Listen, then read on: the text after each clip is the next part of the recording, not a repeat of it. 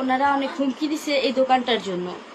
Hello guys, welcome to back brand new another video. আপনারা দেখার বুঝে সোয়াগতা যেটা হয়েছে মিড ফোর্টের ঘটনা, যাকে পাথর নিক্ষেপ করেও জীবন থেকে চিরবিদায় দেওয়া হয়েছে। তো সেই ভিডিওর তথ্য এমনকি ফুল বিবৃতি জানতে হলে ওনার ছেলে মেয়েদের কথা শুনুন। চলুন আমরা ওনার ছেলে মেয়েদের কথা শুনে আসি। ওনারা অনেক হুমকি দিছে এই দোকানটার জন্য। এই দোকানটা নিয়ে অনেক ঝামেলা চলতেছিল।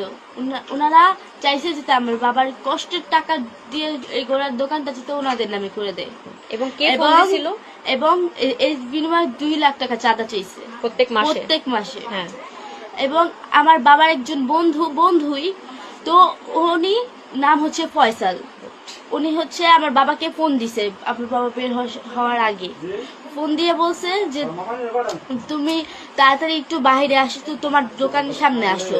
আমার বাবা বলছে যে ওরা যেহেতু আমার হুমকি দিছে, ওগুলোর সাথে তো অনেক মানুষ ছিল, তো আমি কিছু মানুষ নিয়ে যাই।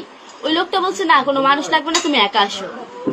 আমার বাবা তারপরে আমার বাবার যে একটা যার সাথে সবসময় থাকে, আমার বাবা যে সবসময় বাবার সাথে থাকে, ওনার নাম হচ্ছে ইসমাইল, এমডি ইসমাইল। ওনাকে বলছে যে আমি ইসমাইলকে নিয়ে আসি, উনি তাও বলছে যে ইসমাইলকেও লাগবে না, কাউকে লাগবে না, তুমি একা আসো।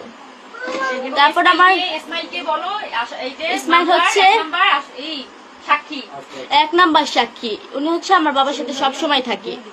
ওনাকে নিয়ে যেতে চাইছে, কিন্তু ওনারা নিয়ে যেতে দেয়নি। একটা পুরোটা পরিকল্পনা করে এরকম হত্যা করছে। আমরা আমার বাবার হত্যার বিচার চাই। আসসালামু আলাইকুম, আমি হচ্ছে ভিকটিম যে লালচাঁদ উর্ফে সোহাগ, তার মেয়ে সোহানা। ফেসবুকে পোস্ট করে কিছু হবে না। এখানে যারা প্রত্যেকটা মানুষ দাঁড়ায় দেখছিল না ওনাকে হত্যা করেছে, আমি মনে করি প্রত্যেকটা দাঁড়ানো মানুষটাও কিন্তু ওই সাথে জড়িত ছিল। এদেরকেও গ্রেপ্তার করা উচিত, আর এদের প্রত্যেকটার ফাঁসি দেওয়া উচিত। আমার কোনো দুঃখ নাই যে এরা কেন মারছে, এরা জাহেলি, এরা মারবেই। কিন্তু এই যে আমার দুঃখ হচ্ছে এই মানুষদের জন্য, যে মানুষগুলো দাঁড়িয়েছিল এখানে, বুঝছেন। যাই হোক, এরা চাইলে কিন্তু সব কিছু সম্ভব ছিল। এখন আবার ছাত্র জনতা জাগুক, দেশটা আবার সুন্দর হোক। ধন্যবাদ।